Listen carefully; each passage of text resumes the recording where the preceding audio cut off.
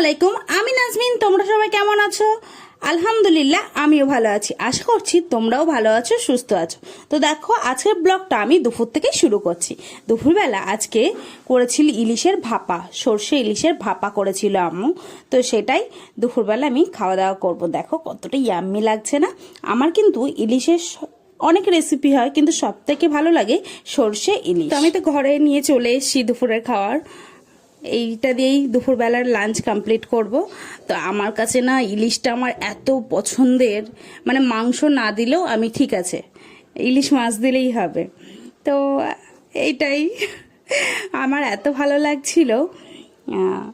আমার যদি প্রতিদিন ইলিশ মাছ খেতে দেয় তো ঠিক আছে, আমি প্রতিদিনই খাবো, এরকম একটা ব্যাপার।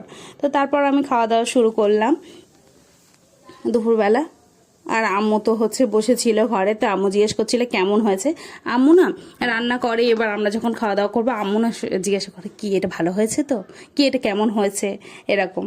তা আমি তো বলছিলাম বেশ ভালো হয়েছিল। আর ওই যে ভাপা ইলিশের সঙ্গে যে কাঁচা লঙ্কাটা দেওয়া থাকে না, ওটা মেখে খেতে উফ কি যে ভালো লাগে। তো এইভাবে খাওয়া দাওয়া কমপ্লিট করার পরে মাছের রেতে ডিম ছিল, দেখো ইলিশ মাছের ডিম ছিল, তো ডিমটাও খেলাম। ইলিশ মাছের ডিম কিন্তু খুবই ভালো লাগে, অসাধারণ লাগে, খুবই ভালো লাগে। এইভাবে আমি দুপুরবেলার লাঞ্চটা কমপ্লিট করছিলাম। তারপর বাপির কাছে ফোন আসে, বাপির কয়েকজন আত্মীয় আসবে, তাই বাড়িতে ফ্রুটি ছিল, তাদেরকে ফ্রুটি দিয়ে আপ্যায়ন করলাম বিকালবেলা। তারপর আর ভাইকে বলেছিল মিষ্টি আনার জন্য, তো ভাই তো মিষ্টি এনে আমার হাতে দিয়ে দিল। তো আমি তাড়াতাড়ি করে মিষ্টির প্যাকেটগুলো খুলে প্লেটে সাজিয়ে দেব বলে করছিলাম। দেখো মিষ্টির প্যাকেটগুলো করে আমি সাজিয়ে নেবো, প্রতিটা আমি খুলে নিচ্ছিলাম।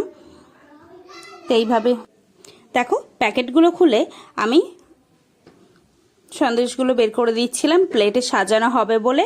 তো তাড়াতাড়ি করে দিয়ে দিচ্ছিলাম। তারপর আমি একটাতে মনে তুলেছি, তারপর আম্মুই সবগুলোই তুলে তুলে দিয়েছে। দেখো সবকটা প্লেটেই সাজানো হয়ে গেছে। দেখো সবকটা প্লেটেই নেওয়া হয়ে গেছে সন্দেশগুলো। এবার ভাই গিয়ে দিয়ে আসবে। তো ভাই তো মাজাটা দিয়ে আসতে গেছিলো। তো তারপর এগুলোও দিয়ে এসছে, দিয়ে আসার পর ওনারা তো চলে গেছে। তারপর তাড়াতাড়ি করে ছাদে চলে এসেছি, যে সন্ধ্যা হয়ে গেলে তারপর ছাদে এসে গাছগুলোকে পানি দেবো, করবো। এসেই দেখছি এত ভালো লাগছিল না, ছাদে এসে দেখছি অনেক দিন পর দেখো আমার জবা গাছটায় জবা এসেছে, এত ভালো লাগছিল। মানে আমি তোমাদের কাছে কি করে বোঝাবো, গাছে যখন ফুল ফল থাকে না খুবই ভালো লাগে। দেখো কি পরিমাণে কুড়িয়ে এসছে, কি পরিমাণে, আমার কাছে এত ভালো লাগছিল, খুবই ভালো লাগছিল। মানে যে জায়গাটায় দেখছি জবা গাছে ফুলের কুড়ি ভরে গেছে, আমার কাছে বেশ ভালো লাগছিল। তারপর ছাদটা দেখতে দেখতে আমি তোমাদের সাথে শেয়ার করব ড্রাগন গাছের ফুলগুলোর সাইজ কেমন হয়েছে।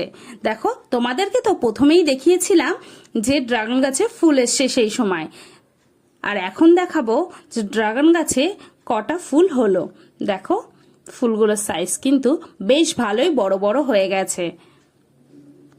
তো এইভাবেই আমিও প্রতিটা তোমাদেরকেও দেখাচ্ছি, আর আমিও দেখে নিচ্ছি প্রতিটা গাছে কটা করে ফুল হয়েছে। দেখো ফুলগুলোর সাইজ বেশ ভালো লাগছিল আমার তোমাদের সাথে শেয়ার করতে পেরে। ফুলগুলো কিন্তু বেশ ভালো বড় হয়ে গেছে, কয়েকদিন পরেই হয়তো ফুটতে পারে। তারপর হঠাৎ এই গাছটায় দেখছিলাম, দেখো এই ফুলটা যেন আমি মনে মনে আশা করছিলাম যেন ফল খেতে পারি এই গাছ থেকে। তারপর সন্ধ্যাবেলা ভাই হঠাৎ এনে দিল, দেখো হাতেই প্যাকেটটা ধরিয়ে দিল। আসলে আমরাই আনতে বলেছিলাম, ভাই বোনরা সবাই মিলে আজকে চাউমিন খাবো। তো আমি তো আদিলকে বলেছিলাম অবশ্যই তোর জন্য আনতে দেব, ওর জন্য আনতে দেওয়া মানে আমাদেরও একসঙ্গে খাওয়া দাওয়া, তাই। তো এইভাবেই দেখো আমি কি কি এনেছে দেখছিলাম। তো দেখার পরে আমি প্যাকেটটা খুলে নিচ্ছিলাম, বের করে নিচ্ছিলাম ওর থেকে। দেখো বের করে নিয়েছি, চাউমিনটা দেখে অনেকটা ইয়াম্মি লাগছে। তো দেখো, তো তারপর আমি এই চাউমিনটা এবার ঢেলে নেব, ওই জন্য আমি তুলে নিচ্ছি। আম্মু বলল এই গামলার মধ্যে পুরোটা চাউমিনটা দিয়ে দিতে, তো আমি ওই জন্য ঢেলে নিলাম। দেখো ঢেলে নিয়েছি, নিয়ে এবার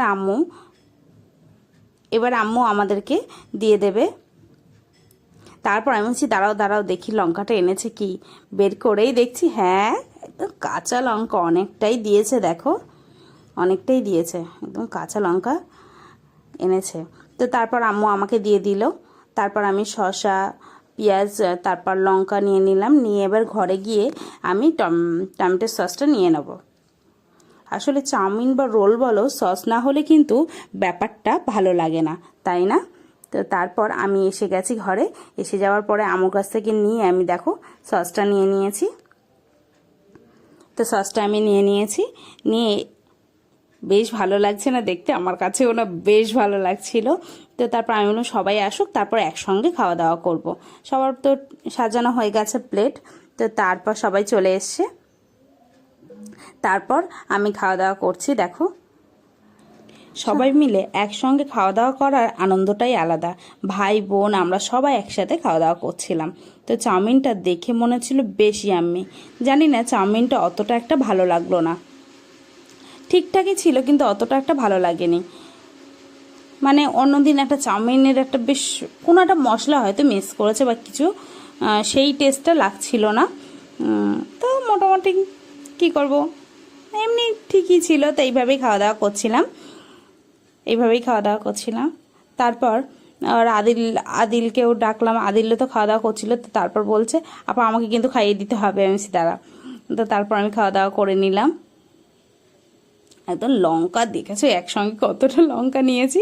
আমার কিন্তু বেশ ভালো লাগে, কাঁচা লঙ্কার একটা ফ্লেভার না আমার খুবই ভালো লাগে, ওর একটা যে ফ্লেভারটা বেরোয় আমার খুবই ভালো লাগে। তো এইভাবেই সন্ধ্যাবেলা খাওয়া দাওয়া করে নিচ্ছিলাম। সন্ধ্যার অনেকটাই পর, ডিনারই বলতে পারো, যে খাওয়া দাওয়া করে এবার আদিল খাচ্ছিল। তারপর বললো যে আমাকে খাইয়ে দিতে হবে, তাই আমি আবার আদিলকে খাইয়ে দিচ্ছিলাম। দেখো খাইয়ে দিচ্ছিলাম। তো আমি ওকে তো একটা বাইট দিলাম, দেখো খাইয়ে দিচ্ছিলাম এইভাবেই। তারপর আমি ওকে জিজ্ঞাসা করছিলাম কেমন হয়েছে রে চাউমিনটা। ওর কাছে ভালো লেগেছে, যেহেতু একদম ঝাল ছিল না, তো ওর কাছে ভালো লেগেছে। তারপর বলছে বরফ অল্প অল্প করে দাও, আমার কিন্তু গলায় আটকে যাচ্ছে। তাই আমি হ্যাঁ, তাই তো আমি ভুলেই গেছিলাম। তারপর আমি অল্প অল্প করে ওকে খাইয়ে দিলাম। এইভাবে ভাই বোন একসাথে ভালোই লাগে, এটা যেন সারা জীবনই থাকে যে ভাই বোনের সম্পর্ক ভালো থাকুক। আর আমার ছোট ভাই যে কি ভালো বলার কথা না। তারপর এরকম আমরা সবসময় বাড়ি হইচই আনন্দ এরকমই করতে থাকি। দেখো আমি তোমাদেরকে দেখাচ্ছিলাম আমার আদিলের দুটো দাঁত পড়ে গেছে, তাই ও একটু রাগ করছিল। তো রাগ করতে করতে হেসে ফেলেছে। তা আমার ভিডিও যদি ভালো লাগে অবশ্যই সাবস্ক্রাইব করবে, লাইক করবে, কমেন্ট করবে, শেয়ার করবে। কমেন্টে অবশ্যই জানাবে কেমন ভিডিও দেখতে চাও। নেক্সট ভিডিওয়ে দেখা হবে।